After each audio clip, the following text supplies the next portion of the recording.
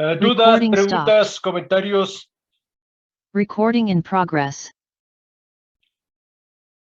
¿Todo está claro y transparente? Ok. Señorita Colin, leí sus preguntas. Necesitaría volver a hacer esa álgebra. Si es que falta, hay un 2 en ese término de la A mayúscula que usted comenta. ¿Estamos de acuerdo? Ok, no hay problema. Si a usted le sale así, es factible que tenga usted razón. Ya se ha dado cuenta que luego sale a reducir que no terminé ni la primaria, entonces, a lo mejor tiene usted razón. En la siguiente pregunta sería si eso afecta el resultado. Como usted se puede percatar, el momento se llama A, la cual se determina mediante las condiciones iniciales. Entonces, lo que le puedo comentar es, asumiendo que estoy equivocado, que me faltó ahí poner un 1 sobre 2, define usted una nueva A tildada, de tal manera que ese error que no debía de presentarse, pero sea absorbido. ¿Sí me explico? No, en otras palabras, no afecta el resultado final ni la interpretación final del cálculo. Vale, de acuerdo, profesor. Muy bien. Gracias. Sí, de nada.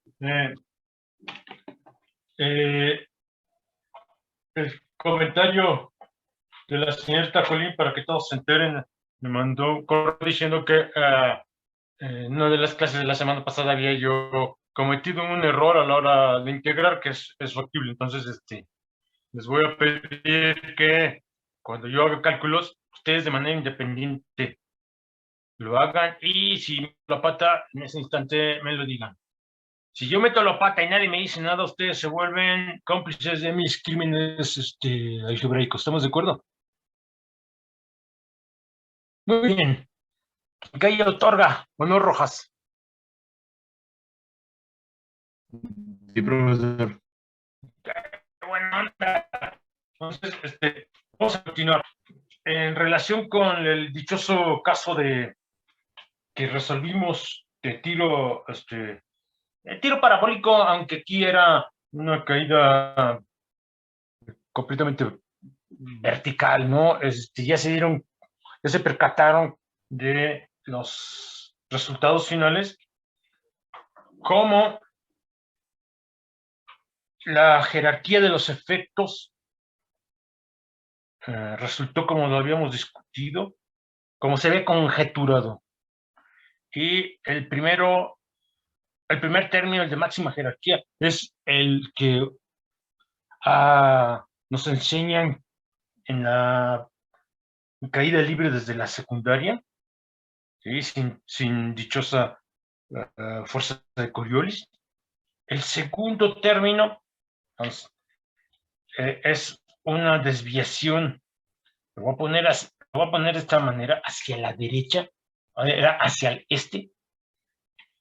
Y el tercer término, el más pequeño, era una desviación hacia el sur, todo hacia el norte y hacia el sur y hacia el este, en relación con la dirección de movimiento de la partícula, perdón, en relación como habíamos definido nuestro sistema coordenado, y en el hemisferio norte. Para el hemisferio sur, el efecto ya lo habíamos hecho muy, muy similar, aunque en lugar de moverse hacia el este, ahí se va a mover hacia el oeste.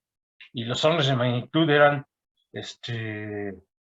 bastante claros en términos de la cantidad omega, velocidad de rotación terrestre, por un tiempo, y ese tiempo es el tiempo de caída ¿de quién? Del objeto. ¿Cuándo? Cuando no hay fuerza de Coriolis. Ese es el orden de magnitud de los efectos, y estamos a punto de terminar fuerzas no inerciales. Vamos a hacer el último caso, que por ahí alguien me lo preguntó hace algún tiempo, y que es la cubeta de Newton. Lo voy a hacer, uno, porque me lo preguntaron, dos, porque es relevante, es un experimento que todos podemos hacer de manera muy sencilla, y que es un pariente muy cercano, es un primo en primer grado, del caso de aquella plataforma que se movía y que tenía dos macetas. En realidad, en cuanto a la física, es exactamente lo mismo. Entonces, otra de las intenciones es preparar el camino. Yo creo que hoy mismo comienzo con cuerpo rígido y con algunos resultados de la teoría de cuerpo rígido que van a tener que ver con la interpretación de lo que pasa en marcos no inerciales. Por ejemplo, el centro de masa de un cuerpo, cuando el centro de masa no sea un marco inercial. Entonces, este ejemplo lo hago también porque se van a dar cuenta cuando llegue, y se los voy a decir, nos va a establecer limitaciones de un resultado que aparece en los libros y que luego no está claro si es un resultado completamente general o hay limitaciones sobre él. Entonces, el problema a resolver, último problema del tema de sistemas no inerciales, considérese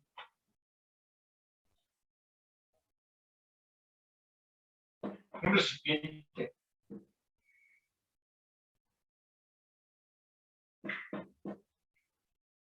con líquido.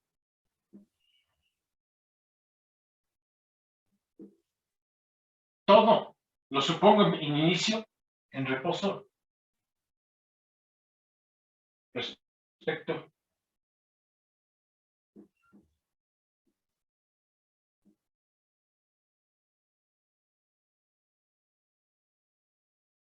del marco inercial. Ok, aquí también vamos a concluir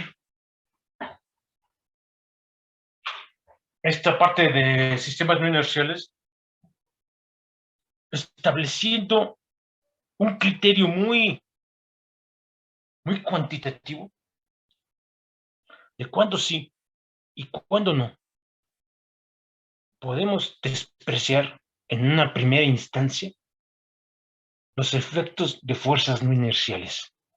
Entonces, recuerden el caso que resolvimos el viernes, caída libre y la magnitud de los efectos. ¿Ok? Y lo que va a pasar aquí. Y quiero que al final de hacer el cálculo que nos ocupa al inicio de la clase del día de hoy, comparemos lo del viernes con lo de hoy. Entonces, lo que tengo es, voy a hacer el dibujo. Profe, ¿me puede repetir el enunciado? Se dice, considérese un recipiente con líquido, todo en reposo respecto del marco inercial. ¿Sí? A la literatura le llaman la famosa cubeta de Newton. Y esto lo podemos hacer en casa.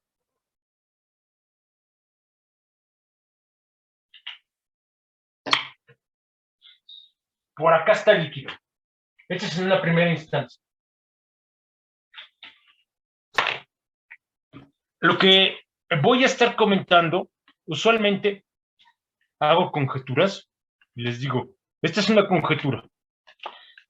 Aquí no voy a hacer, algunas de mis afirmaciones no van a ser conjeturas, van a ser así como consecuencia de observaciones experimentales. Aunque sean sencillas, Y la primera de ellas es la siguiente. Ya sé que es obvio, pero no quiere decir que hechos obvios, su interpretación sea obvia. Imagínense que en estos momentos yo les digo lo siguiente: vamos a hacer este experimento y yo lo voy a hacer aquí en mi escritorio y les voy a ir contando qué es lo que veo. Y ustedes me van a dar una interpretación de lo que está pasando, del por qué. No el qué, porque eso es lo que yo les voy a estar mencionando, lo que es lo que está pasando. Entonces, traigo una taza llena de café y asumimos por un instante que estamos en un marco inercial, que mi escritorio es un marco inercial, y la pongo en reposo respecto del escritorio. La pregunta que quiero que me respondan es la siguiente: la superficie que va a formar el café, ¿qué estructura va a tener? ¿Qué onda? ¿A qué se refiere con estructura, profe? Sí, imagínense la superficie, la capa superior del café. ¿Qué estructura va a tener? Como matemático, yo lo que quiero es que me digan, si quiero encontrar las ecuaciones de la superficie, la capa superior del líquido, ¿qué ecuación tendría que ser? ¿Un qué? Sería una especie de paraboloide, ¿no? No, si está en reposo, Ah, perdón. ¿qué Si está en sería? reposo no tiene... Es un cilindro. Ok, pero esta parte, ¿qué sería? Esta que estoy señalando. ¿Sería parte de qué? ¿Un plano? Un plano. Entonces, fíjense, no es no es nada que sea una conjetura. La superficie, la capa superior. Y ahorita les digo por qué hago este comentario tan obvio. Capa superior del líquido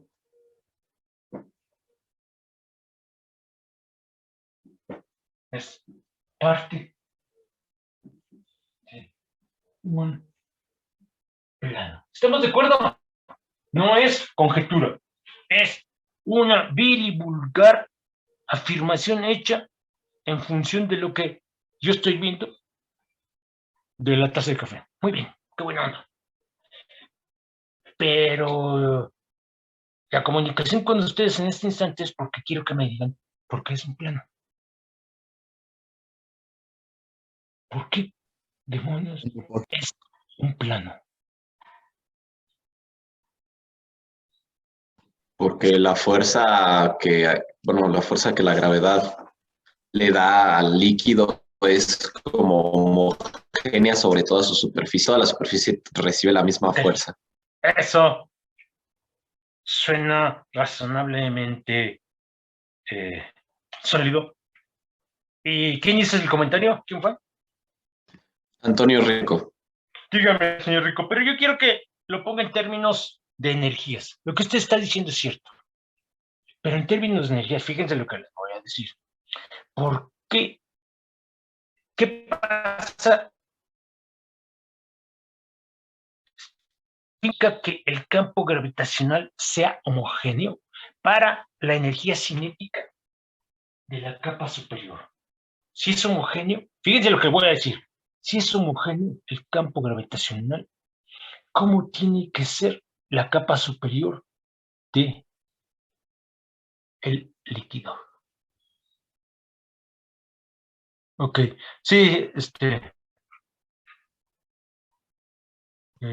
O sea, debe ser plano. pero ¿por qué?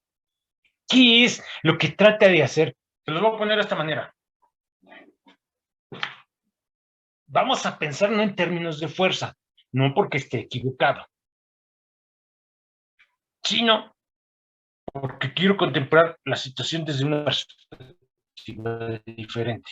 No me tiene por qué hacer daño, ¿no? Cuando mucho estaré dando vueltas entendiendo el problema desde una perspectiva diferente. Lo quiero ver en términos de la energía potencial gravitacional. Imagínense que me salgo a la calle y me encuentro un pequeño montículo en donde es un hormiguero. Y lo que hago es que en la punta del hormiguero pongo una canica y le pego. ¿La canica va a subir o va a bajar sobre la ladera del hormiguero? Va a bajar. Ok, qué buena onda, nunca lo había entendido. ¿Por qué va a bajar? Ya sé que hay una fuerza, pero esa fuerza, ¿qué es lo que trata de hacer respecto de la energía potencial de la canica? Gravitacional.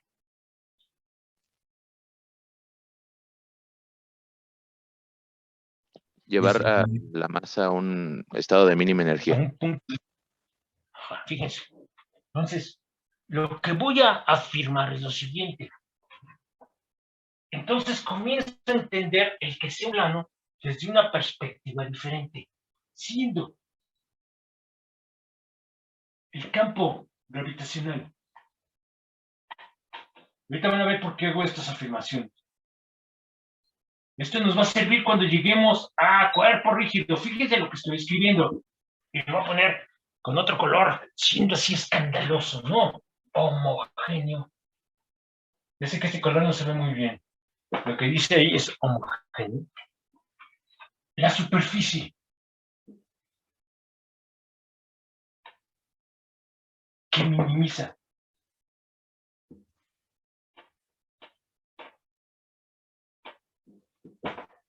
la energía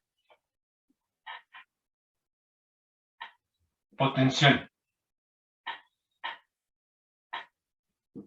gravitacional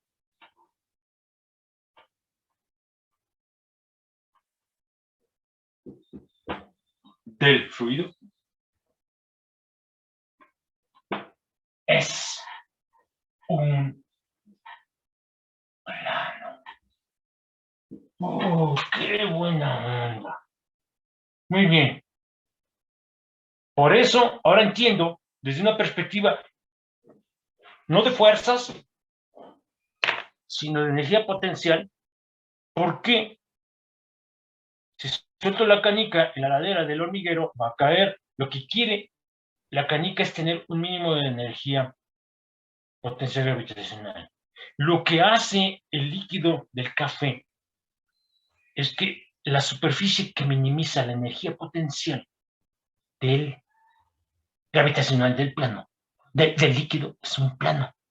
Guarden eso en un bit de memoria. Ok, ya comprendo un poco mejor por qué un dichoso plano. Ahora pongo la cubeta a rotar. La cubeta, el recipiente, porque nunca había hecho cubeta. El recipiente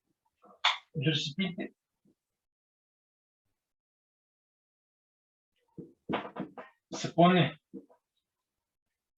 No necesito otra cosa con velocidad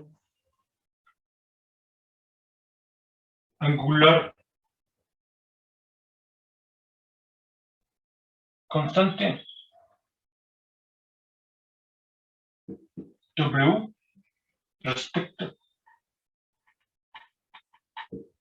de su eje de simetría.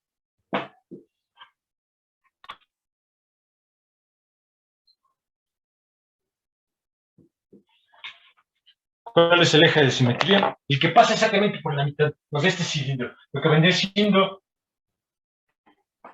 el eje de simetría del cilindro determinado por el recipiente, y este es omega. Muy bien. No voy a hacer conjetura. Voy a hacer un comentario que va a tener que ver con lo que yo observaría. En este caso,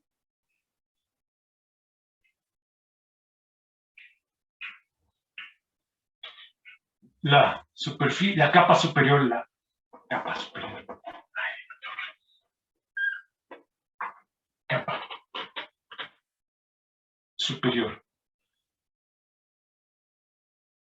de líquido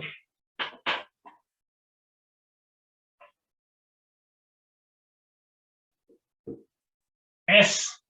no, porque no sé qué figura vaya a hacer. Hace rato me dijeron que era un paraboloide. Tendría yo que probar que es un paraboloide, para no comprometerme tanto con algo que en este momento no puedo. No puedo, justificar, al rato lo justificamos, que va a ser efectivamente un paraboloide. Quiero que me digan si cuando lo pongo a rotar, la superficie del líquido es un plano. Es lo único que quiero que me digan. ¿Qué onda? Tendríamos que probarlo, ¿no? No, pero si yo hago el experimento, No. todos.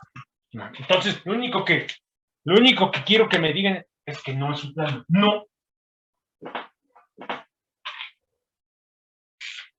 Es un plano. ¿Qué es?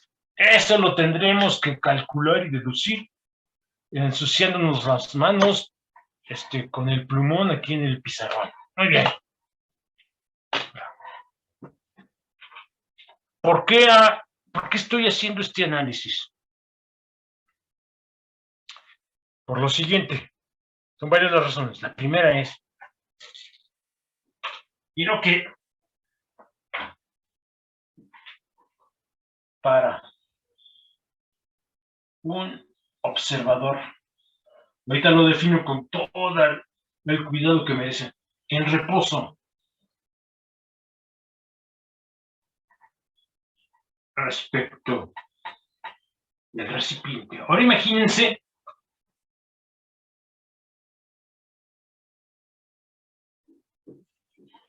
que en el recipiente tenemos un observador. Voy a borrar esto porque ahora está moviéndose, está rotando. Y por la pura simetría, creo que se dan cuenta, aunque aquí me van a acusar de tramposo, voy a hacer un dibujo de la superficie de la capa superior del líquido. Va a tener algo que va a ser así. Tiene que ser simétrico. Lo que pase del lado derecho tiene que repetirse del lado izquierdo, porque aquí derecha e izquierda no hay manera de diferenciar. Lo único que hay es una dirección privilegiada, que es a lo largo de este eje, que está aquí, y el lado izquierdo y el lado derecho no existen para esta situación. Muy bien. Ahora lo que tenemos es un observador en el centro, aquí. Ahí pongo el origen del marco no inercial. Lo que quiero que me digan ahora es, de acuerdo con el principio de equivalencia entre aceleración y gravitación, para el observador que está en el marco no inercial, la deformación de la capa superior del líquido se debe a la presencia de ¿qué rayos? Puede pensar que es un campo gravitacional. Entonces, la deformación, el cambio de ser cacho de un plano a hacer algo que no es un plano, para el cuate que está aquí, se debe a un campo gravitacional. Y ahora, quiero que esto que es una interpretación basada en el principio de equivalencia, lo veamos desde esta perspectiva, esta que está aquí. Fíjense, voy a regresar aquí, a esta parte. Borro el punto, pongo un paréntesis y voy a recordar algo que me enseñaron a mí en la prepa. Mi curso de lógica, que dice lo siguiente. Aquí lo que voy a hacer es P quiere decir lo siguiente. P quiere decir esto que está aquí. Campo gravitacional. Fíjense, campo gravitacional homogéneo implica que la superficie del líquido Q es un plano. ¿Están de acuerdo con eso? ¿Sí o no? Sí. ¿A dónde voy? Entonces, P implica Q. Y a mí me enseñaron que no Q, no un plano. ¿Qué va a implicar? ¿Qué debo de poner acá? No P. Y no P, ¿qué significa? Que el campo gravitacional no es uniforme. Es homogéneo.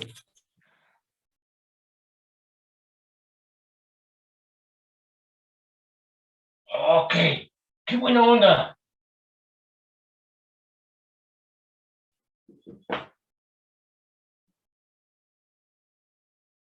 Quiero que no se les olvide este cacho. Lo estoy haciendo no solo como el último ejemplo de sistemas no inerciales, porque al rato me va a servir este ejemplo tan simple o complicado para delimitar una afirmación que se hace en el análisis del momento angular de cuerpo rígido. Y es lo siguiente. Cuando aquí la superficie ya no es un plano, para el observador no inercial, aunque no lo he definido de manera completamente, no lo he definido bien, sí está claro que ese cuate lo que va a ver es un campo gravitacional efectivo que no puede ser homogéneo. Muy bien, ¿alguien tiene duda respecto de esa afirmación? ¿No? ¡Qué bueno, no! Y ahora sí, vamos a resolver el problema. Ok. Lo que voy a hacer es lo siguiente. Como debo de hacerlo siempre, hay que comenzar definiendo los marcos con los que vamos a trabajar. Y van a ser dos. Uno inercial y uno no inercial. Comienzo a... Borramos esto. Borramos esto. Y ahora lo que hacemos es... Creo que le estuve llamando I de inercial. Nuestro marco inercial. El marco inercial.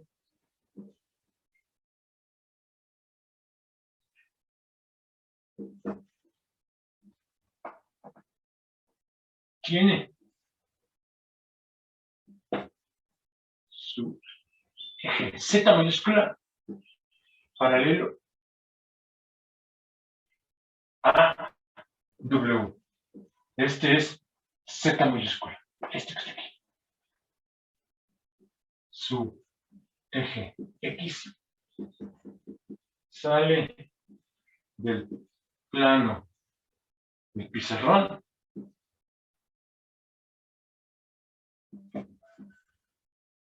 que corre, entre comillas, de izquierda a derecha,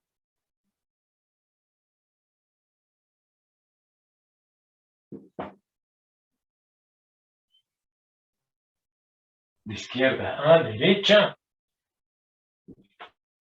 está en reposo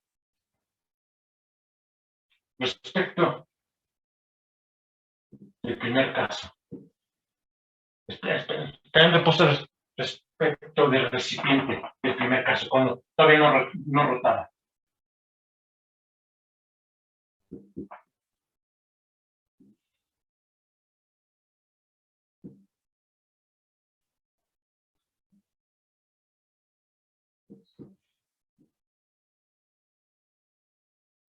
Antes de poner a rotar el recipiente. Falta un punto nada más, su origen es A. ¿Quién es A? A es este punto. Aquí está el punto A. ¿Sí está claro cuál es el marco inercial? Está bastante sencillo, ¿no? Profe, ¿cuál es el punto A? ¿Mm? Aquí, donde el líquido, donde la capa superior del líquido intercepta al eje Z. Sí, no quiero decir que es el punto más bajo, porque eso ya está tirando líneas, porque en principio yo no tendría por qué descartar que este punto, el punto A, esté por arriba del resto del líquido. Nada más digo, el punto A es el punto en donde la capa superior del líquido intercepta al eje Z mayúsculo. ¿Estamos de acuerdo? Sí, profe. Eso creo que es bastante claro, ¿no? Y no tiene ninguna suposición adicional. Muy bien. ¿Quién es el marco no inercial? El marco no inercial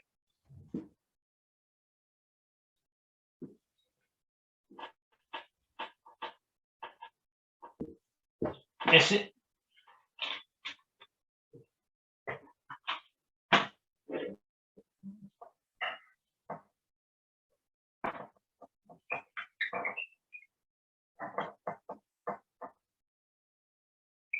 marco no inercial tiene su origen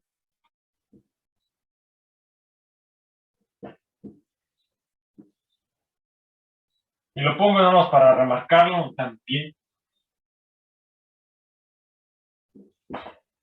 en A. Muy bien. Eje Z minúscula coincide con W. Los ejes X minúscula, Y minúscula están en reposo respecto del recipiente. Están rotando, en otras palabras, respecto del dichoso observador y los ejes X y Y del observador no inercial están rotando. Ok. Esto es clase 13.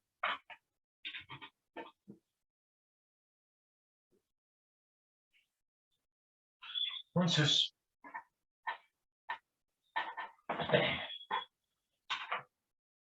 voy a borrar este dibujo porque voy a hacer otro dibujo porque me voy a fijar en un cacho de fluido.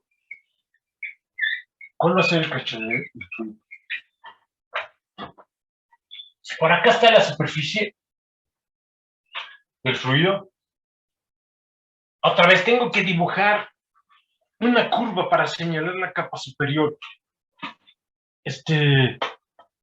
Pongo eso que está ahí, no queriendo, sin que no interpreten que estoy diciendo que es un paraboloide. Eso lo tengo que demostrar. No tengo yo por qué suponer nada. Sí, nada más es una curva y agarramos, lo voy a hacer, va a estar exagerado. Tomamos este elemento de volumen. Déjenme ponerle delta V. Tomo un elemento de volumen, aunque aquí está exagerado, es muy pequeño. Consideremos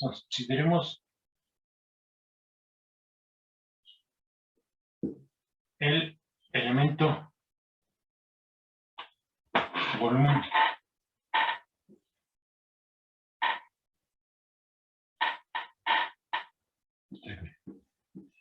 En el fluido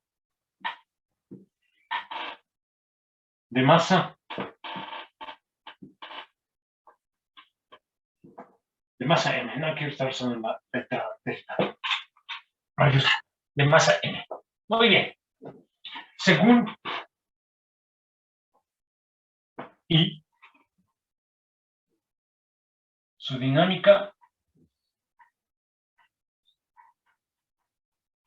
Está determinado. Acuérdense, este es como las dos versiones de una historia. Dos observadores analizan el movimiento de delta V y ellos están de acuerdo en la estructura de la capa superior. Con lo que no están de acuerdo es que origina esa estructura. El observador inercial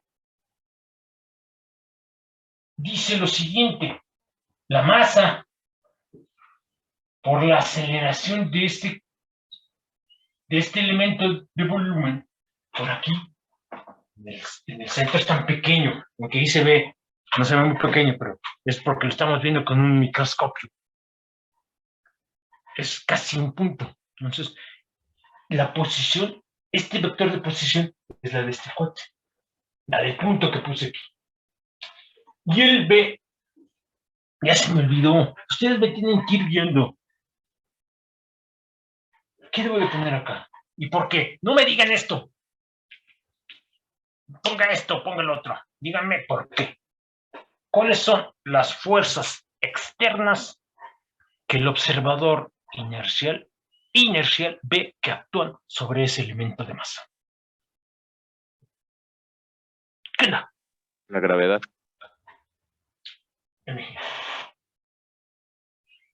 ¿Qué más? ¿Qué más? La fuerza de empuje. Ok. ¿Quién dijo eso? Mendiola. Sí, ¿qué quiere decir la fuerza de empuje, Mendiola? Es que no me queda muy claro. ¿Por qué no me lo explica?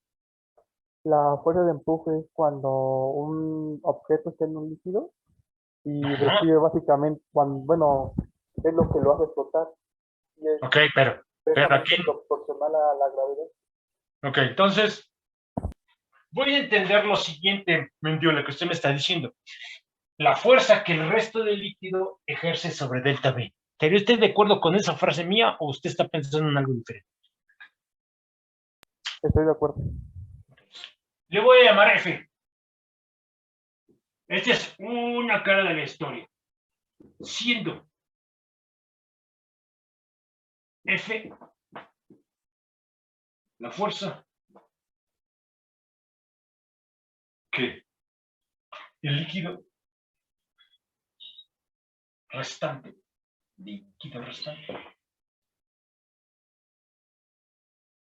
ejerce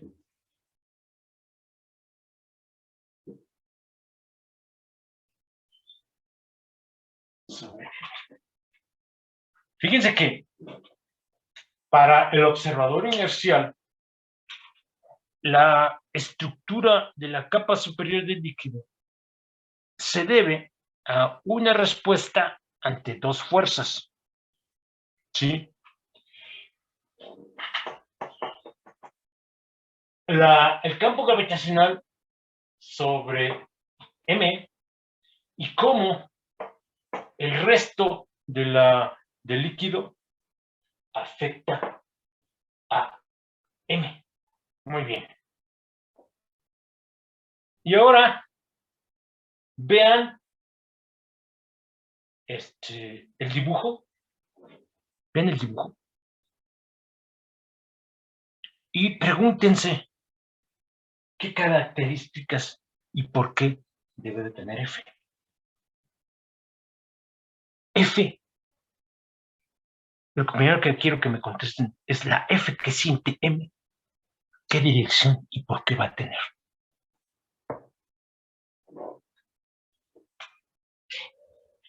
Esta pregunta es toral para la estructura que va a tener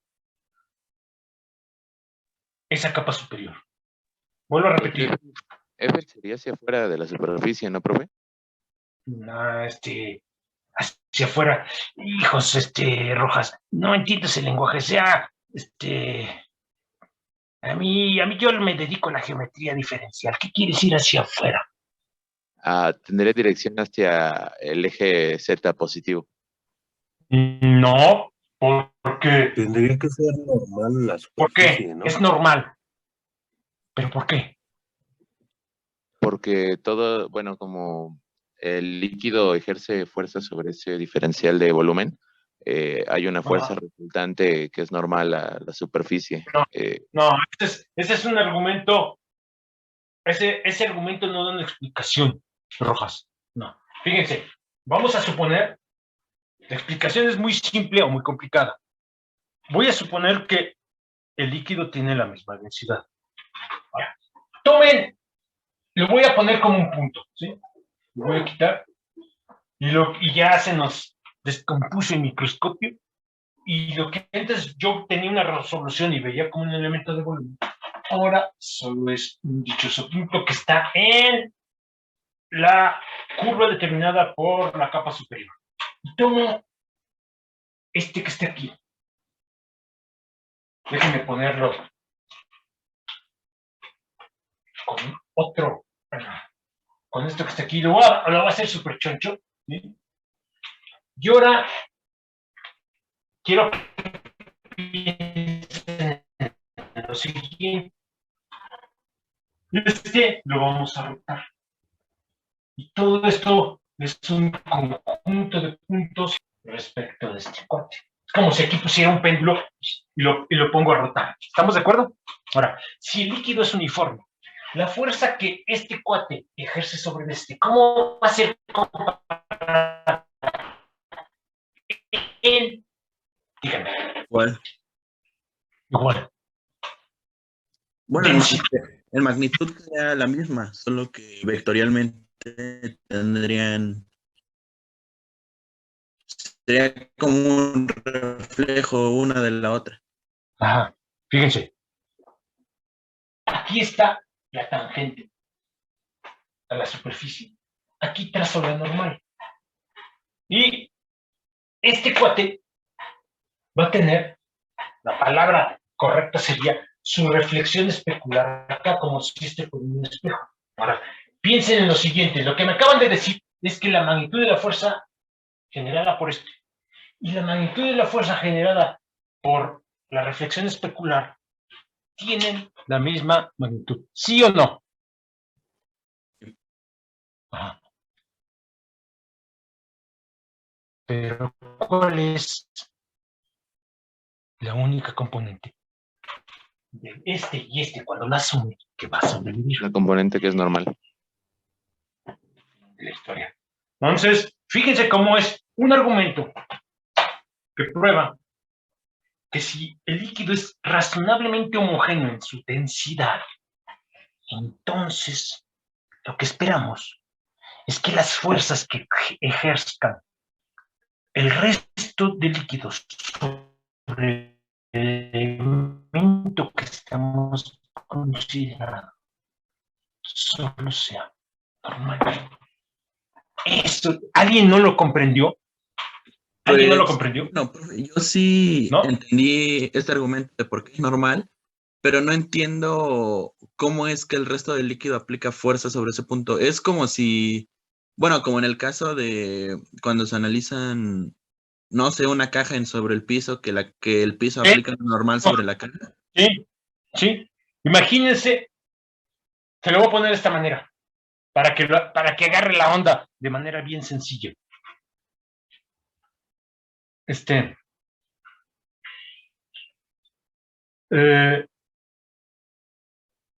Imagínense que lo que ha pasado, que construyo yo un submarino de investigación oceanográfica y que mi intención es llevarlo a una profundidad de 5 kilómetros en el Océano Pacífico. ¿Usted cree que voy a salir vivo de ese experimento? ¿Sí o no? No. ¿Por qué? ¿Qué cree que va a pasar al submarino? Va a colapsar, ¿no? ¿Por qué? Por la presión Pero si hay una presión, ¿quién la ejerce? ¿Mercurio? líquido. Eso quiere decir que piense ahora que la superficie del submarino está recibiendo los efectos de el agua que está arriba, contigua, y que la está oprimiendo el metal del submarino. Si pongo un metal o pongo agua, ¿a poco va a cambiar los efectos del resto del líquido? No, Esa es la respuesta. ¿Agarró la onda? profe.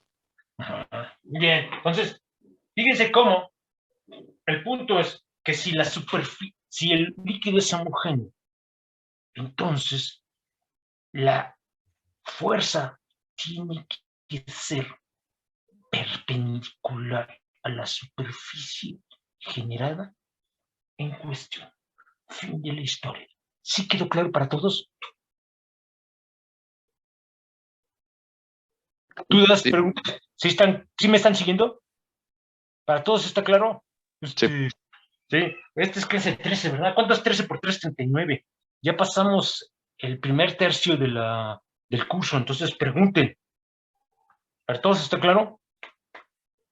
Sí. Ok. Ahora fíjense. Simple y sencillamente, como un comentario de si podemos poner a prueba esta suposición, porque no es este argumento basado en el hecho de la homogeneidad del líquido. Ustedes pueden hacer en su casa algo muy simple que les va a dar una corroboración de este experimento pensado. Y es lo siguiente. Agarren café. Yo soy adicto al café, entonces voy a agarrar ese ejemplo. Agarren café, pero ahora lo que van a hacer, no se van a preparar un espresso. Van a preparar primero el café y después le echan la espuma de la leche ahí ya preparada y se van a fijar en la superficie. En el momento, antes de que ustedes pongan la espuma, la superficie del líquido es un plano. En el momento en que ustedes ponen la espuma, se van a fijar cómo la superficie se deforma tantito. ¿Por qué? Ahí no está girando, todo está en reposo respecto de la mesa. La respuesta es, hay una deformación, no porque esto esté rotando, sino porque cambiaron la densidad. Y si ustedes lo ponen tratando de ser lo más cuidadosos y que la espuma caiga en el centro, la parte del líquido que va a estar más cercana al centro va a tener una densidad diferente de la que está más alejada. Y eso genera el efecto de que la superficie se va a curvar. ¡Qué buena onda! Es una manera de corroborar que sí, en el momento en que ustedes cambian la densidad, la fuerza sobre un elemento de volumen se ve modificada. ¿Sí me explico? Nada más como una manera de que uno puede darle un poco más de sabor a este caso. ¿Sí comprendieron? ¿Este argumento se comprendió? ¿Dudas, preguntas, comentarios? Todo claro, profe. Sí. Pues fíjense cómo no es tan difícil. Uno puede poner a prueba lo que aprendió en el curso de mecánica, haciendo experimentos muy simples. Entonces, nótese, voy a dibujo, nótese que la hipótesis de densidad homogénea, si eso lo rompo, ya la curva no necesariamente va a ser un plano. Densidad homogénea implica, continúo arriba, implica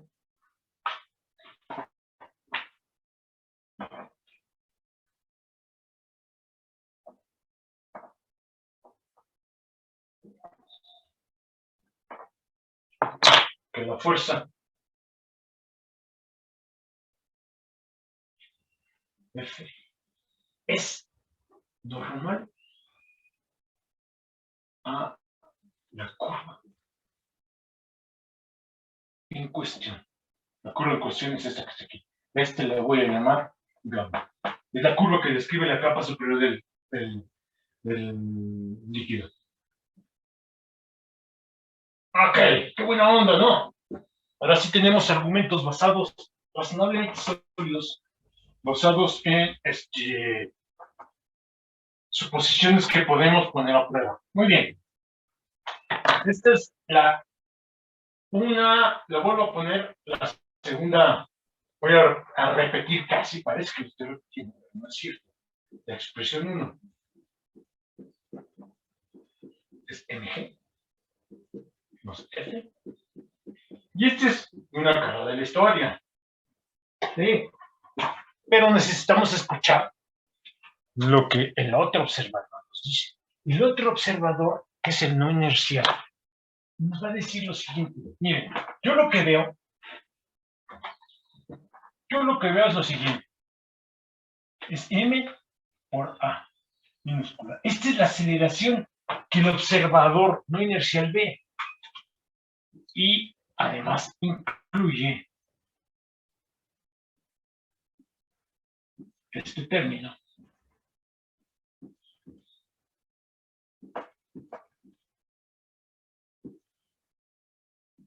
Este otro término más este otro término son el resto.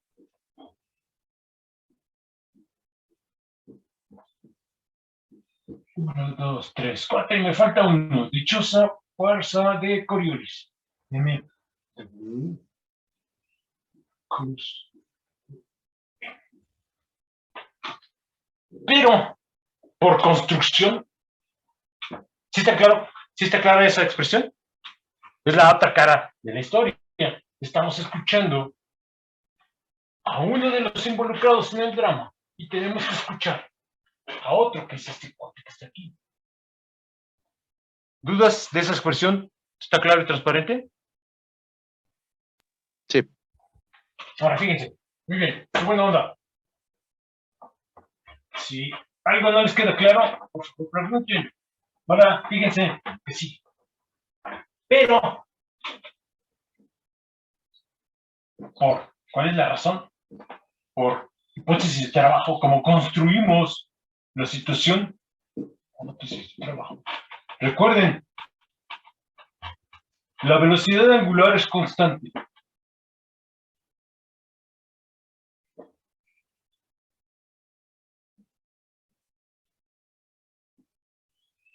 La velocidad angular es constante y esto es un cero.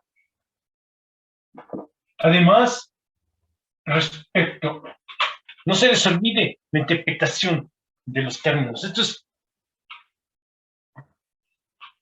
el lado izquierdo de 3.2 es muy simple porque eso es en un marco inercial. Cuando dedujimos esta expresión les dije, hay que tener cuidado. Fíjense cómo del lado derecho es una mezcla de muchos sistemas coordenados. Este cuate que está aquí es la velocidad de la partícula respecto del marco no inercial. Y en esta situación, el elemento de fluido está en reposo respecto del marco no inercial. Su velocidad ahí es cero. Fíjense también que ¿cuánto vale este término? Por construcción, ¿cuánto vale? ¿Cuánto, perdón? Cero. Exacto. ¿Por qué? Porque vea, el análisis cuando comenzamos fue abusados, esa R subíndice 0 señala el vector de posición del origen del marco, no inercial, del inercial, pero aquí puse los orígenes coincidentes. Lo pude haber puesto en otro lado, como os he dicho, pero si lo pongo ahí me simplifico los cálculos porque de manera inmediata un término, por lo menos un término, se va a hacer. Muy bien. Además, lo voy a poner y AM también es un 0, porque todo está en reposo respecto del marco no inercial. Entonces, lo que tengo es lo siguiente. M por A minúscula. ¿Quién es esta A? Es la aceleración del objeto respecto del marco no inercial. Esto es un 0, pero lo estoy privilegiando porque es la cara que toma la segunda ley de Newton desde la perspectiva del observador no inercial. Y es igual a lo siguiente. Es mg más f. Y de todos los términos no inerciales, que sí, como hace algún tiempo, creo que fue la señorita Colin dijo, las fuerzas que no son fuerzas, sí, en realidad, tienen unidades de fuerza y todo lo demás, pero, y sí son fuerzas y no son fuerzas. Para el observador inercial no son fuerzas, para el observador inercial, perdón, no son fuerzas, y para el no inercial sí son fuerzas. Y el observador no inercial, que es la cara de esta expresión, esta segunda ley de Newton, este es el último problema que resuelvo en el término segunda ley de Newton, en marcos no inerciales. Esta es la cara que tiene. Él ve la gravedad, la usual, ve esta fuerza, pero de un término adicional. Este término está provocado por la definición del marco S. Muy bien.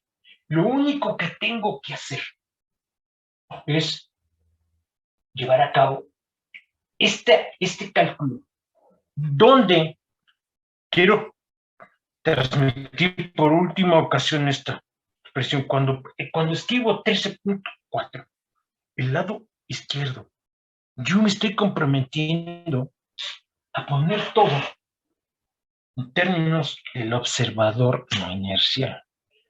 Entonces, esto tiene la siguiente cara. Este cuate es mg menos mg, y el vector que apunta en la dirección del z. Que los vectores que apuntan, los vectores unitarios de z, del inercial y del no inercial, son paralelos. Qué buena onda. Aquí quiero señalar que como todo está siendo visto desde el marco no inercial, utilizo sus vectores coordinados. Y en estos momentos pongo aquí nada más f. Y ahorita y luego esto que está acá.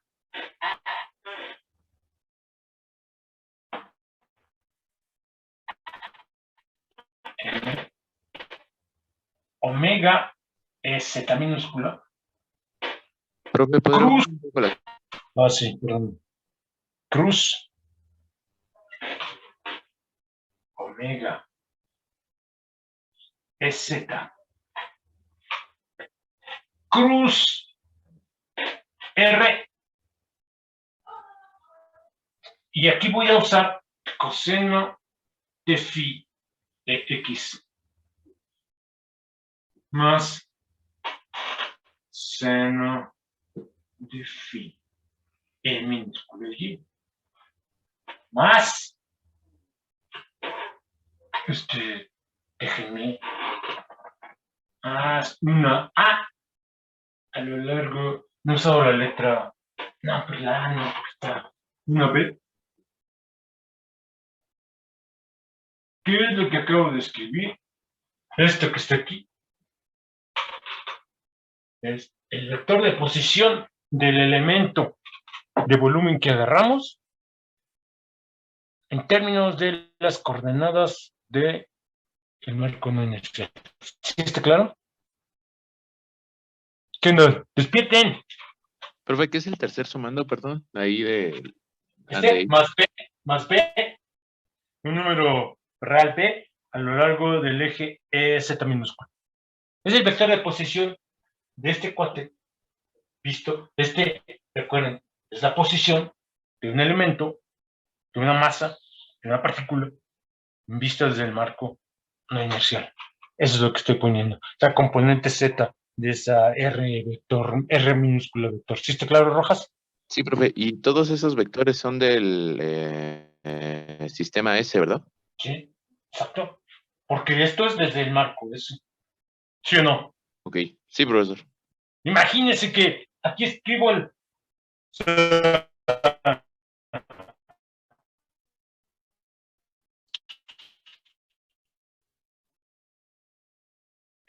que aquí escribo todo inicial, ¡ay, en la torre! Así desde una perspectiva lógica es muy molesto, ¿no crees, Rojas? Sí. Sí, como, ¿qué onda? ¿Qué le pasa a Camacho, no?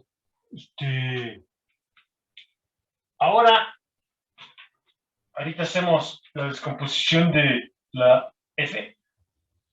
Simple y sencillamente quiero señalarles que en el último término, EZ, por el último EZ, se va.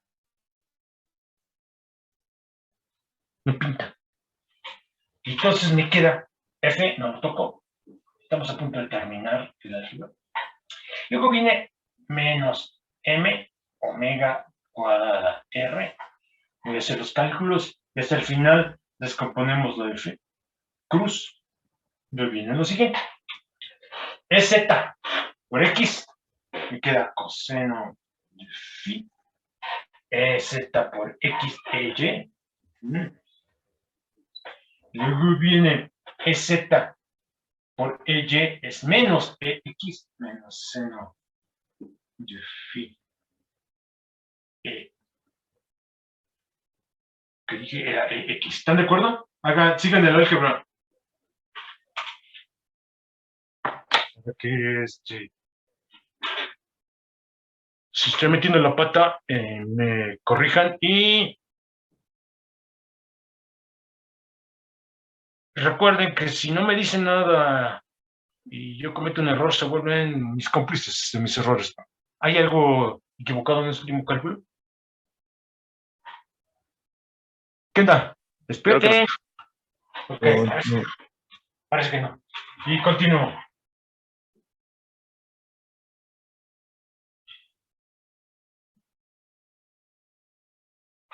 Luego viene EZ por EY me da menos EX. Espérame. Sí está bien, ¿no? Este no lo tocó. Ahora, menos coseno de phi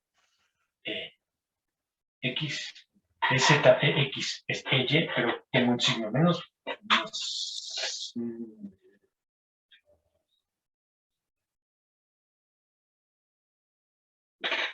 Continúo arriba y vamos a dedicarle unos cuantos segundos a este término que he calculado.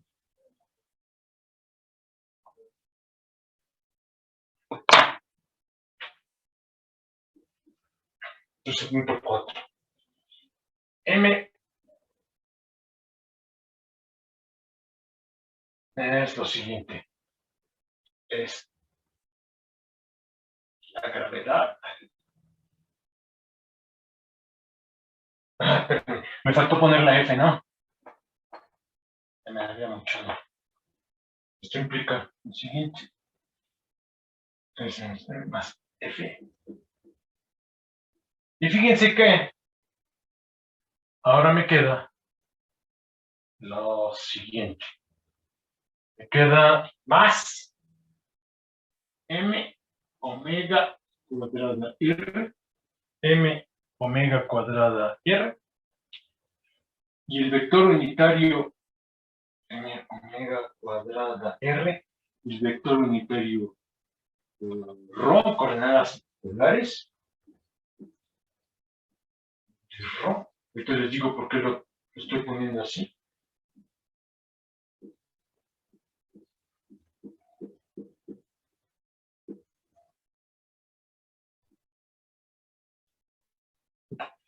¿Están de acuerdo con eso? ¿Sí o no? Lo que está hasta arriba. Los últimos dos renglones. 4 y 5. No, son 5 y 6, ¿verdad?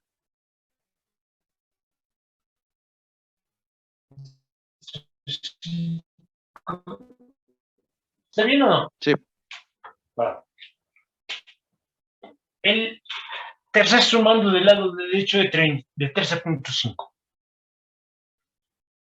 ¿Qué signo tiene? ¿Qué signo tiene este cuate que está aquí? Díganme. Positivo. Positivo. Ahora, esa ρ, vector unitario, ¿hacia dónde apunta?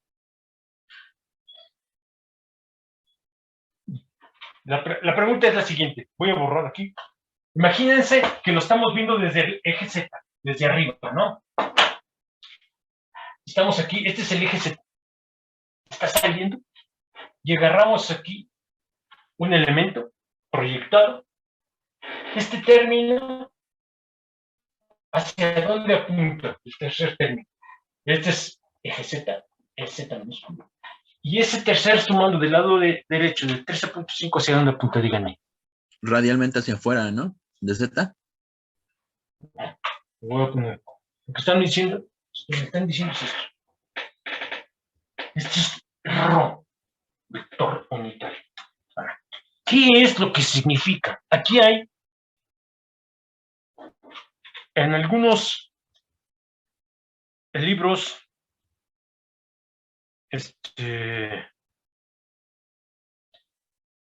de texto, hay luego un manejo un tanto cuanto, no estén equivocados, un tanto cuanto no muy cuidadoso, o tal vez en las traducciones al español del lenguaje. ¿Hacia dónde apunta? Fíjense cómo hay libros que dicen una fuerza centrípeta. Centro, eta, dirección hacia el centro. Hay otros que dicen centrífuga. Centro, del latín, fuga, se separa de. Entonces, cuando uno está estudiando movimiento, rotando con velocidad angular constante en torno a un cierto eje, ¿la fuerza es centrípeta o es centrífuga? La pregunta no está bien planteada, es lo que quiero que comprendan. Díganme quién lo está observando. Fíjense cómo, por eso, con dos versiones. Las dos son correctas, depende de donde ustedes estén parados. La estructura de la capa superior del líquido, según el observador inercial, se pierde la forma de un plano debido a la presencia, a que cambia la fuerza F, no cambia la gravedad, según el observador no inercial. La curva es la misma, pero las causas según él son diferentes. Entonces, fíjense cómo aquí, para el observador no inercial, existe una fuerza que apunta separándolo de la dirección de rotación. ¿Están de acuerdo? Sí. Ahora, ¿cómo podemos constatar de manera sencilla si esta interpretación es correcta o no? No necesito hacer grandes experimentos. No necesito nada que no sea recordar lo que luego uno encuentra en los periódicos. Imagínense que yo voy, esta curva que es muy peligrosa en la carretera México-Cuernavaca, que se llama La Pera.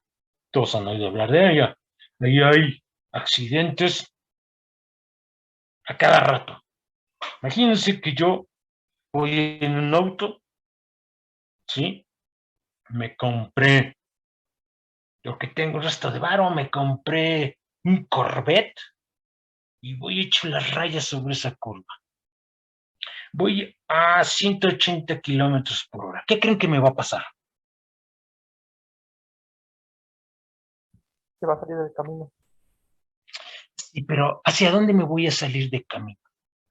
¿Hacia el interior de la curva o hacia el exterior de la curva? Hacia el exterior. Fíjense, eso todo lo hemos visto. ¿Por qué? No es la gravedad. Esta fuerza no va a existir porque no hay líquido. No puede ser la gravedad va a ser vertical. Porque para mí, que voy en el Corvette, va a haber una fuerza que me va a hacer que me aleje del centro de giro. Por eso, cuando eso se suscita, los vehículos se voltean alejándose del centro de giro y no se voltean acercándose al centro de giro. Eso prueba que efectivamente la fuerza es centrífuga. ¿Sí quedó para todos claro? Sí. Sí. Fíjense cómo es muy simple, no tengo más que irme a ver qué le pasa a la gente que maneja de manera completamente descuidada y aprender que la fuerza, según ellos, que van en el Corvette, es centrífuga. ¡Qué buena onda! Este argumento me dice, esto es correcto. El experimento me dice, no hay duda alguna. Ok, y lo voy a poner. La última vez que lo pongo, sí, para el observador no inercial.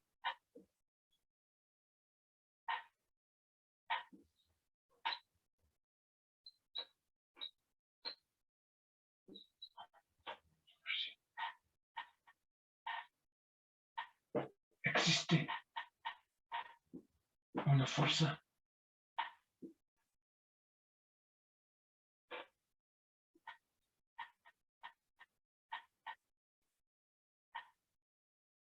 es por eso, voy a hacer un dibujo nada más para terminar esta, que si ustedes van detrás del Corvette y este es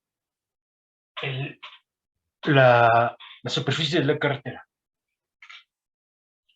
para el Corvette que está aquí, va a haber una fuerza en esta dirección. ¿Cómo lo compensan? Le dan un peralte a la curva. Y fíjense cómo cuando le doy un peralte, la normal al piso va a tener una componente en esta dirección. Claro. Y esa normal, la componente de la normal en esta dirección, va a estar peleando contra la fuerza centrífuga. Por eso se le pone el peralte a las superficies donde algún vehículo, puede ser una bicicleta, puede ser un automóvil, va a estar circulando. Muy bien. Entonces, esto es nada más que una discusión para dejar en claro que sí existe, según el observador no inercial, una fuerza que lo trata de alejar del centro de giro. Y ahora el dibujo para F. ¿Qué es F? Voy a hacer otra vez, dibujaré la capa superior sin decir que estoy tirando línea. Este es el punto y ya vimos que esto es F. Aquí pongo la normal, perdón, el eje W, aquí está la normal. Y este ángulo es de 90 grados. ¿Están de acuerdo? Porque tangente y fuerza F, esta es la dirección de F, son ortogonales entre sí. ¿Están de acuerdo o no? ¿O estoy alucinando? ¿Qué onda? ¿Ya se durmieron todos? No, sí, está bien. ¿Está bien? Y aquí dibujo lo que vendría siendo la horizontal según... No, ya estoy diciendo. Este va a ser parte del plano X minúscula Y mayúscula. Está claro que este ángulo también es de 90 grados, porque el plano XY tiene como vector normal el eje Z minúscula coincide con la dirección de la velocidad angular. Este ángulo también es de 90 grados. Y ahora dibujo este ángulo y le llamo como quiera. Y lo que necesitamos es la proyección de F sobre esto. Esto va a ser. Profe, ¿Qué pasó? ese phi que dibujó es el mismo phi del vector ρ. No. Perdón. Déjenme usar otra vez teta. No es el mismo. Y déjenme girar esto, porque ya está otra vez pegando. ¿Así se ve mejor? Sí. No. Es el ángulo entre la tangente a la curva y el eje W, siendo sea teta el ángulo entre la tangente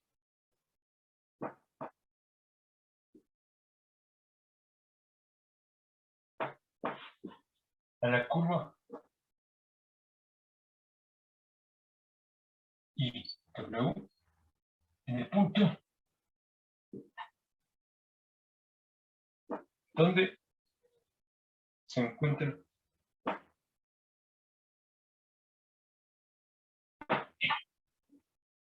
¿Estamos de acuerdo? ¿Dudas, preguntas, comentarios?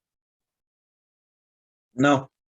Lo que vamos a hacer es proyectar F sobre ρ. La geometría.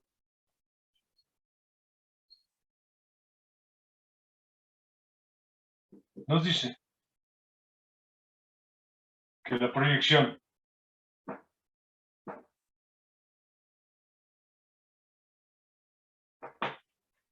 de F sobre ρ es muy sencilla.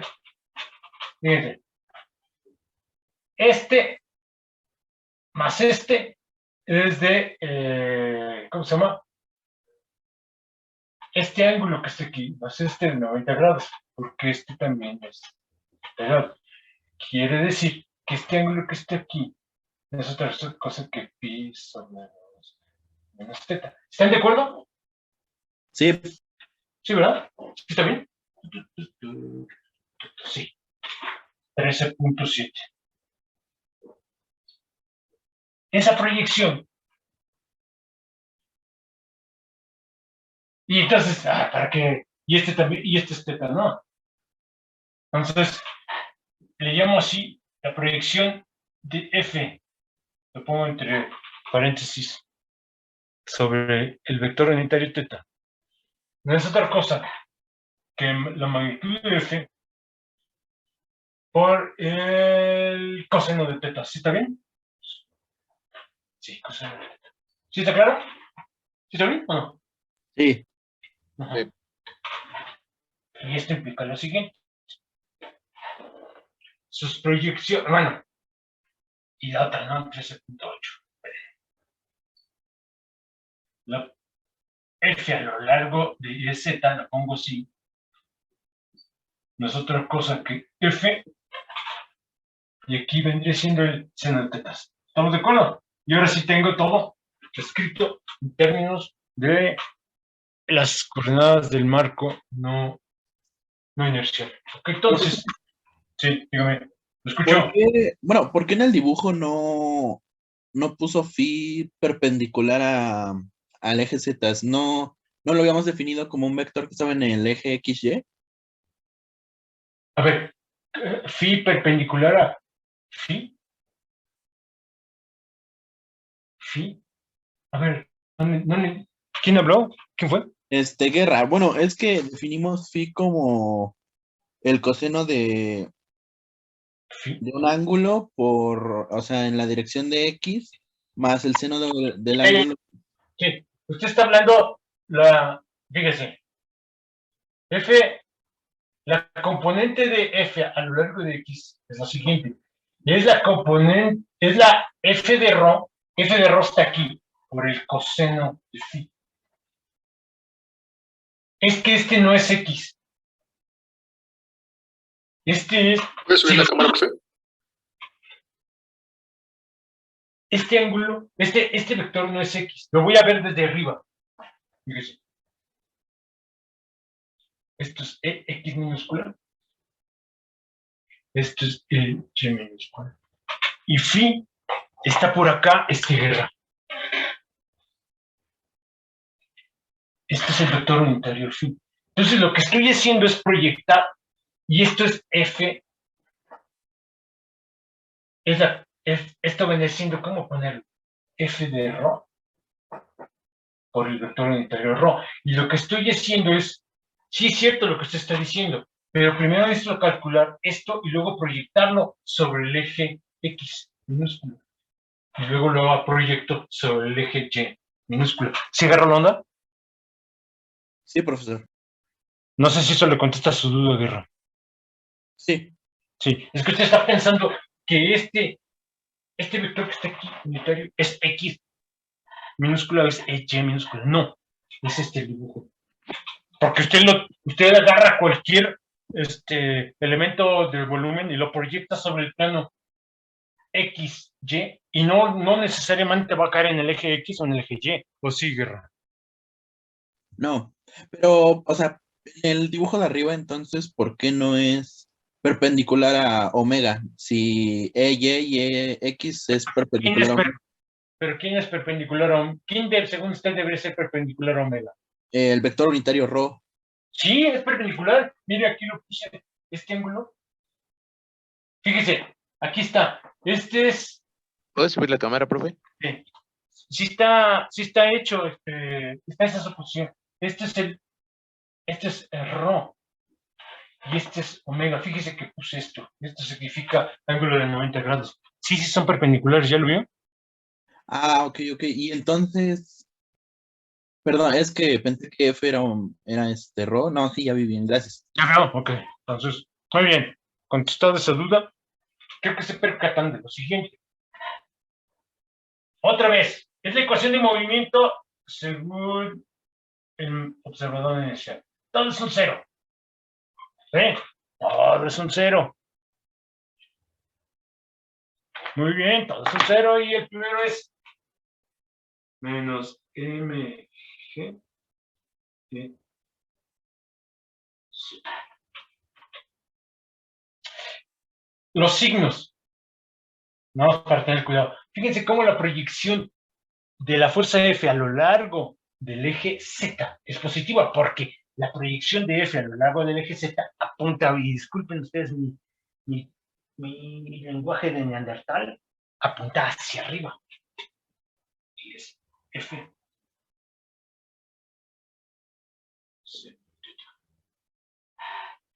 ¿Están de acuerdo? ¿Sí o no? ¿Qué onda? Sí. Y esto en la dirección Z. Ok. Como todo está en reposo y ya no hay más términos a lo largo del eje Z, este y este tienen que ser iguales. Primera parte. Segunda parte. Lo que pasa en el plano XY. Pero lo que pasa en el plano XY, no lo quiero poner por separado en X y Y. Lo quiero poner en términos del vector Rho. No es un error. Es más, me va a simplificar la existencia. Porque es M omega cuadrada R de Rho. De Rho. Y luego viene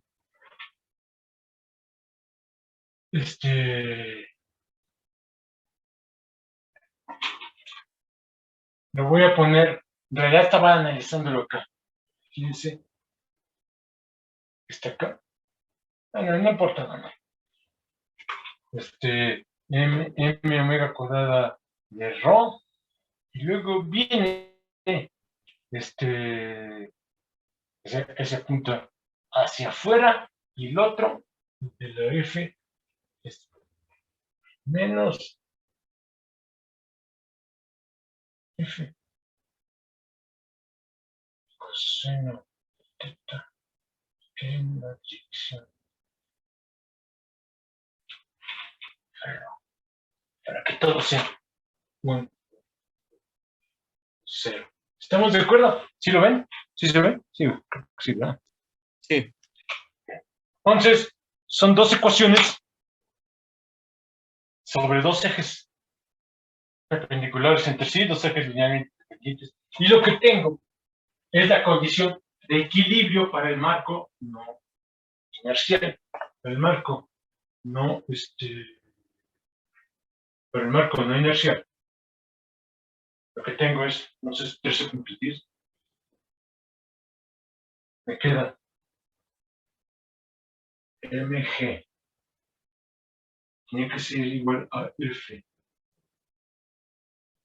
Seno de teta. Y el otro me queda como tercero. Me va a quedar m w cuadrada r. No es otra cosa que f coseno de teta. ¿Sí está claro?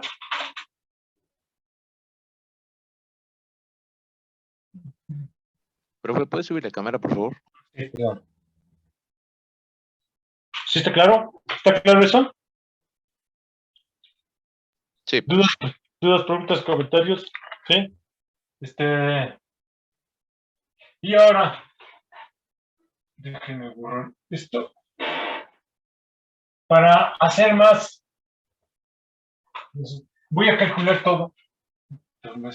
Este ángulo, ahorita les digo por qué. Por simplicidad de este ángulo yo voy a llamar a alfa. Entonces, nótese. Alfa es igual a pi sobre 2 menos teta. Que en realidad debí de haber calculado todo respecto de este ángulo. Metí la pata. No es que haya metido la pata, sino que no va a quedar tan sencillo la ecuación en términos de teta, entonces mejor lo hago en este término. Entonces fíjense en lo siguiente. Tangente de teta. No, cotangente de teta, que es de aquí. ¿Perdón? ¿Cuál era el ángulo? Sí, lo voy a hacer aquí abajo para que quede claro.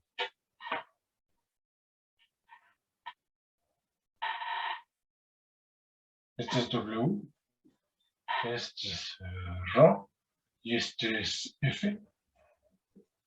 Este ángulo le llamé teta y este le estoy llamando alfa. La pregunta es por qué lo estoy cambiando. Ahorita van a ver. Para simplificar el álgebra.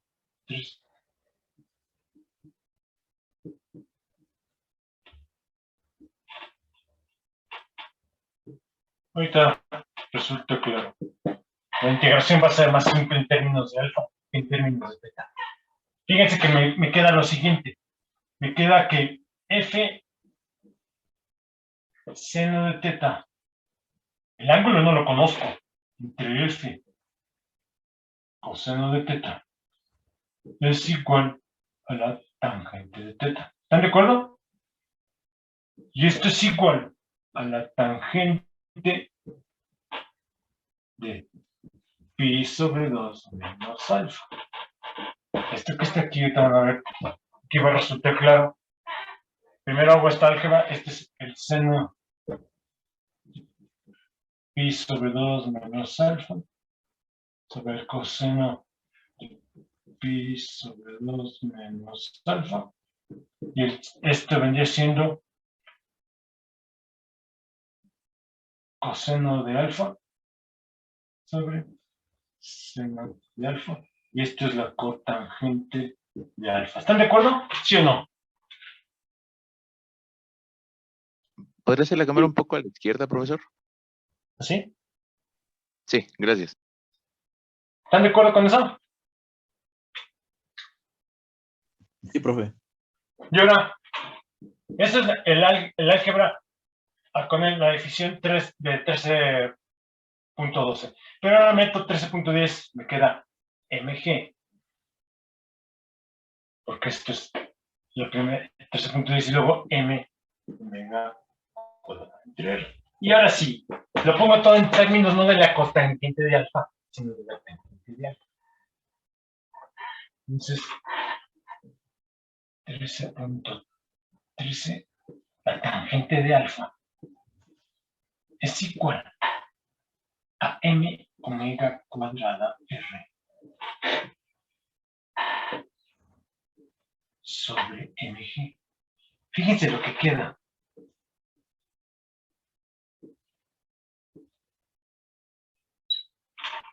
Las masas se van, como lo esperábamos, y me queda una ecuación que lo voy a poner de esta manera. Ya me déjenme ver qué letra uso.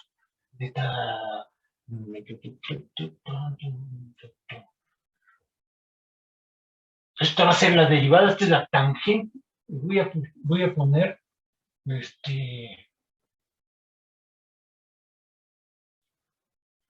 ¿qué letra uso? C. Déjenme usar la letra C.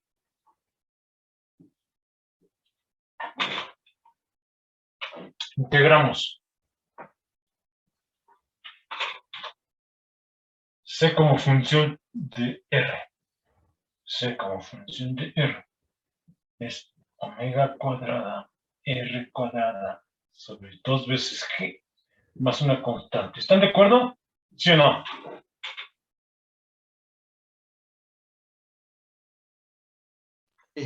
Sí, profesor. Con una condición no se les olvide. C de R igual a 0. De 0, porque puse el origen de él cuando estoy en el radio, en el eje de rotación, la R minúscula es 0, porque así definí el eje Z. Y ahí puse también el origen, y esto implica que la constante es 0. La ecuación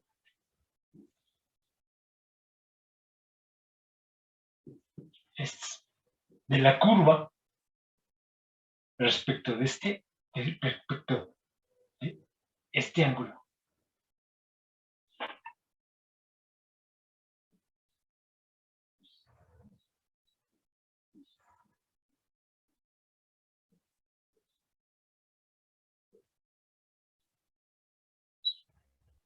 Sobre 2 veces G. ¿Qué curva es esta? Lo que aprendimos en la prepa de geometría analítica. ¿Qué curva es esa? Una parábola. Es una parábola. Una parábola. Ahora sí, yo recuerdo quién lo dijo, que era un paraboloide. Sí, es una parábola, pero ya lo probamos. Sí, se forma una parábola. Pero, según el observador, ya habíamos dicho, todas estas fuerzas no inerciales siempre las vamos a poder interpretar como parte de un campo gravitacional efectivo. Fíjense cómo este campo gravitacional depende de la R. ¿A poco es homogéneo?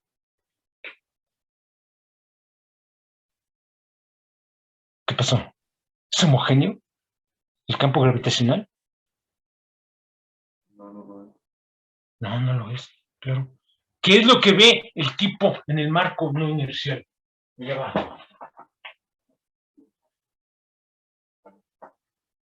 El observador no inercial.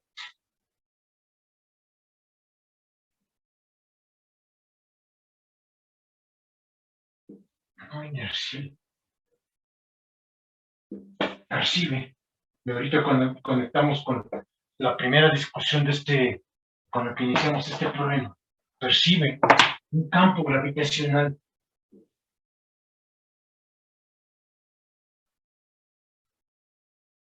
he estado usando el adjetivo efectivo, no homogéneo.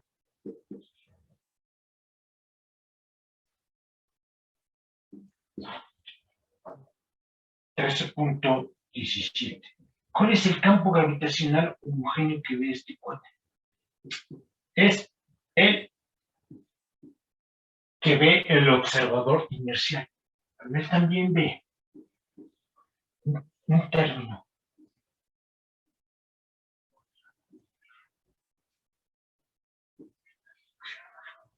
Ay, perdón. Esta de mi lengua. Eso es lo que él ve. Ahora, regreso a la primera pregunta que les hice con este caso. ¿Qué es lo que hace la capa superior? Si aceptamos por un momento que lo que quiere hacer el líquido es minimizar la energía potencial gravitacional. Entonces, fíjense cómo aquí, lo que hace rato les dije, P implica Q, se cumple, no Q implica no P. El campo gravitacional que ve el observador no inercial es un campo gravitacional que no es homogéneo. Entonces, por eso, el minimizar la energía potencial rompe la estructura de un plano, pensando, aceptando que la curva permite minimizar la energía potencial gravitacional.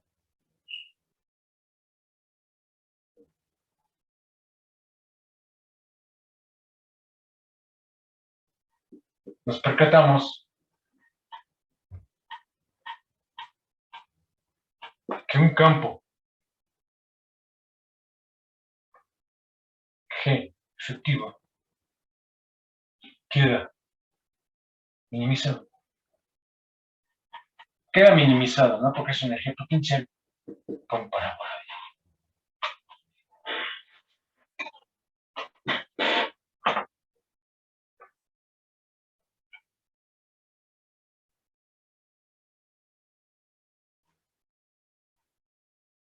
Claro. Nuestra conjetura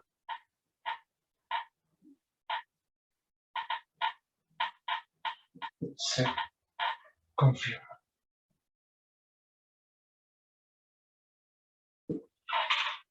Déjame bajarlo. Voy a hacer una pausa para que mediten lo que acabamos de deducir. Déjenme borrar aquí.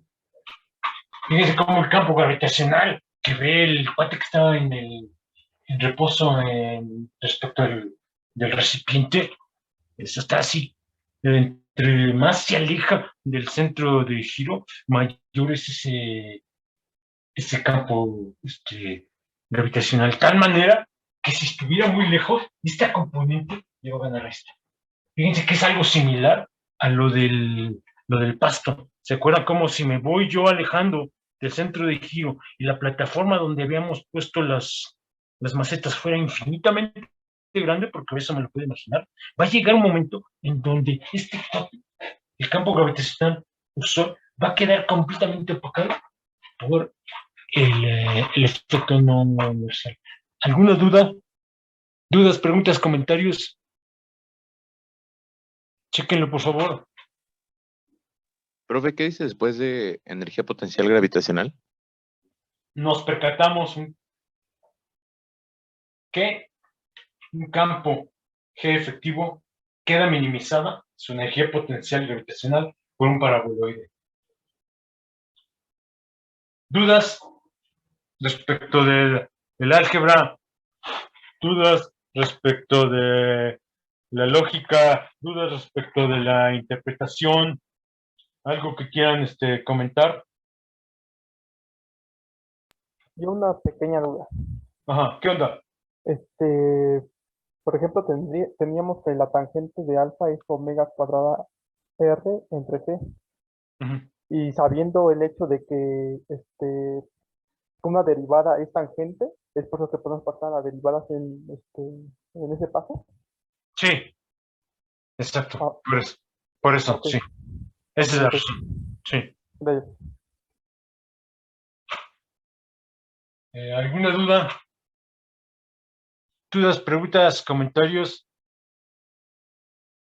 Profe, entonces, la curva que aparezca siempre va a ser tal que se intente minimizar la energía potencial. Gravitacional, sí. Lo que hace la naturaleza es muy floja.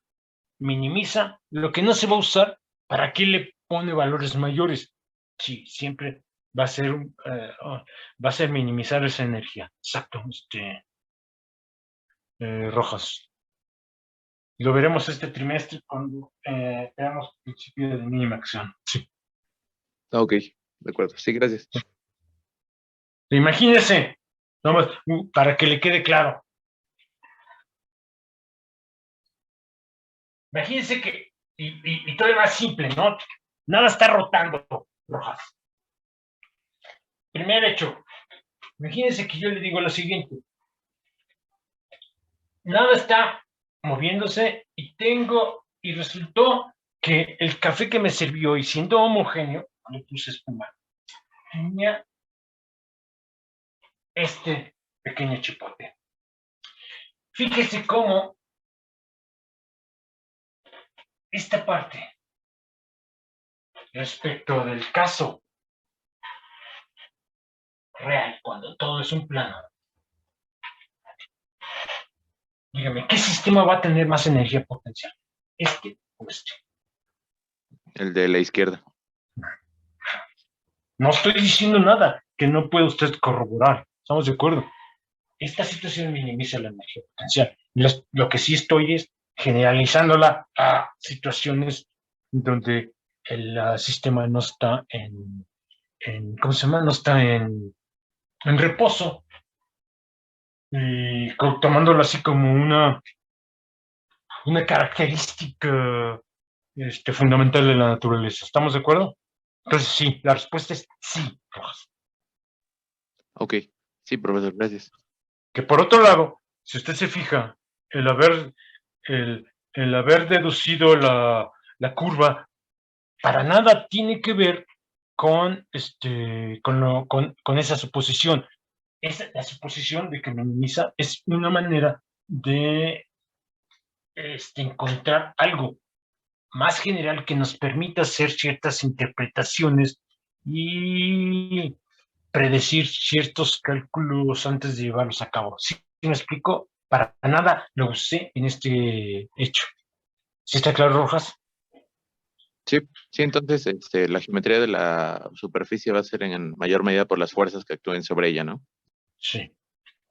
Y si considera las fuerzas no inerciales como parte de un campo gravitacional, el sistema va a tratar de minimizar la energía potencial gravitacional del campo efectivo.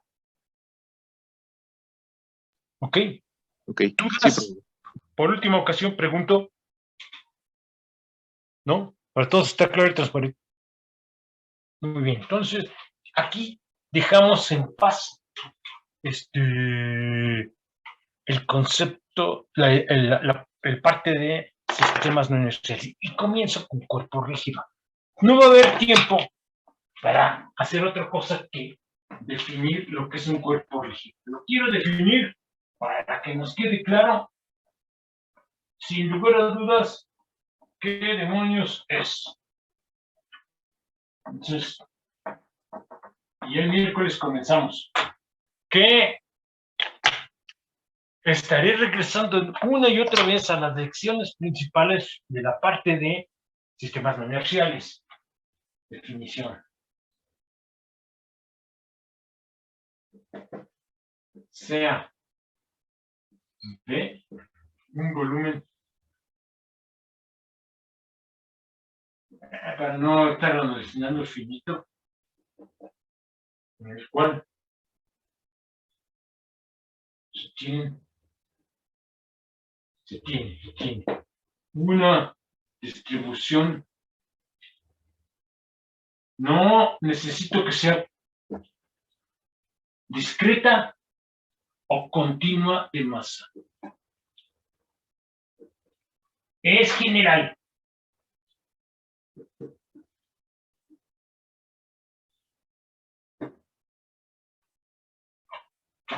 Completamente general. Sean R de t y R mayúscula de t, los vectores de posición. Fíjense que les estoy dando chance de que esos vectores sean función del tiempo. Imagínense que lo que agarro es el borrador que tengo aquí y que en el interior, de alguna manera, puse dos, ¿cómo les llaman? Dos trazadores que me señalan dos puntos diferentes en el interior del borrador y que yo lanzo, aviento el borrador. Respecto de mí, que asumo que define un marco inercial, mi posición, la posición de esos dos puntos va a ser función del tiempo. Es lo que estoy diciendo, no estoy casándome con la idea de que estén en reposo respecto de nada. Los vectores de posición de dos elementos de masa, continuos o discretos. Se dice que P es un cuerpo rígido, sí, y solo sí. Esto es 13.16, ¿verdad? 13.16, fíjense. La distancia entre la R minúscula menos la distancia de la R mayúscula es constante.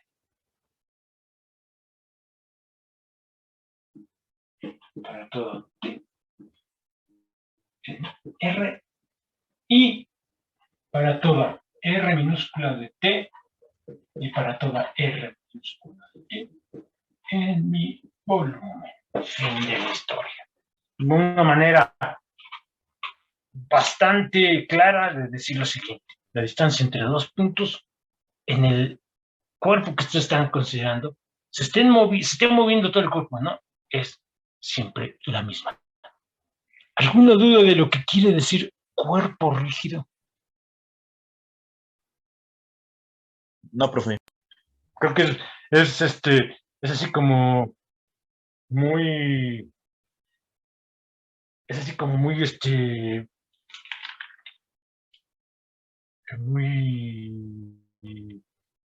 muy,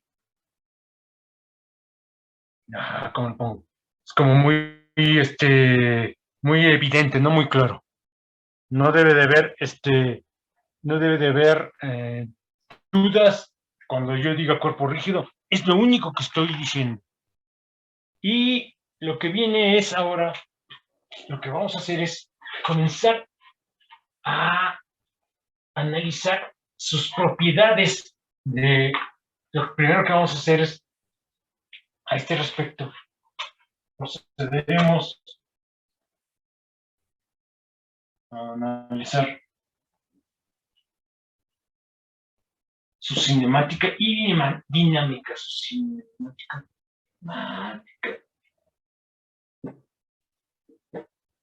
y dinámica. Aquellos que estuvieron conmigo el trimestre pasado, que el inicio del curso estuvo así como medio peculiar, ¿no? Comenzamos analizando curvatura y torsión. Bueno, la torsión no lo hice de una curva. Y vimos qué significaba, y les dije, en algún momento esto nos ayudará para resolver nuestros problemas físicos ya se dieron cuenta que algunas cosas, la interpretación que les di, por ejemplo, en el caso de marcos no inerciales, era cierta. Por ejemplo, la interpretación de la omega de rotación tiene que ver con la rotación ¿de quién? De los ejes del marco no inercial respecto del marco inercial. Ahí queda mucho más clara en términos de lo que hicimos al inicio del trimestre pasado. Aquí le vamos a sacar todavía más jugo. Vamos a hacer la descripción recurriendo de cuando en cuando a esa manera de contemplar las cosas. Y algunos resultados que quedan un tanto cuanto oscuros cuando uno no usa esa manera de analizar el problema, aquí van a quedar más claros. Lo primero que voy a hacer es analizar el día miércoles el momento angular total de un sistema. Voy a poner particular énfasis en lo que pasa cuando estamos montados en el marco del centro de masa del cuerpo rígido. Pero piensen que yo lanzo el borrador y que calculamos su centro de masa. Fíjense cómo el centro de masa no es un sistema inercial. Entonces yo necesito saber cómo ve el observador en el marco centro de masa las fuerzas, que si es no inercial, tiene que entrar lo que acabamos de ver. Y algo nuevo. La rotación es R cruz. La torca es R cruz F. ¿Pero qué F? La F que ve el observador en el marco en cuestión. Y si el marco en cuestión es un marco no inercial, yo necesito, porque si no voy a estar haciendo una borrada, incluir las fuerzas no inerciales. Por eso, el trimestre inició con la parte de sistemas no inerciales, para que ustedes tengan la parte conceptual y puedan comprender a cabalidad las afirmaciones que se van a hacer. ¿Estamos de acuerdo? ¿Sí está claro? Sí. Entonces, esa fue la intención. No hago las cosas a la mena de Dios. Entonces, el día miércoles comenzamos con la parte de momento angular y a ver qué rayos pasa. ¿Alguien quiere hacer algún comentario? ¿Dudas, preguntas, comentarios? No, profe, todo bien. ¿No? Pero sí, hay algo que ahorita me estoy acordando, ahorita que vi el número 13. Esta semana es semana 5, ¿no? 3 por 5, 15. Sí. No. Sí. ¿Qué representa eso? ¿Qué representa ese mágico número 15 para un curso? Aquí. Examen. Examen. ¡Qué buena onda! Sí, examen. Entonces, que no se me vaya el hombro. El miércoles se ponen de acuerdo entre ustedes. Ahí, no puede ser a la hora de clase, ya lo saben los que llegaron conmigo, porque no podemos mocharnos 3 clases para poner un examen. Tendría que ser a otra hora, porque 3 clases es casi 1/10 del curso y es muchísimo, ya se dan cuenta que es mucho material. Entonces, el miércoles me hacen una propuesta respecto de qué día y a qué hora se hace el primer parcial, el cual incluirá hasta el material del día de hoy. ¿Estamos de acuerdo? O sea, ya no va a incluir cuerpo rígido. ¿Sí? ¿Está bien? Muy bien. Entonces, ¿alguien tiene algo que decir? ¿No? ¡Qué buena onda! El silencio es la respuesta. Recording stopped. Nos vemos y escuchamos dentro de 46 horas. Buen inicio de semana a todos y todas. Hasta luego, Nos profe. vemos. Gracias, igualmente. Gracias, Hasta luego. profesor. Buen día, Bye. profesor. Gracias, profe.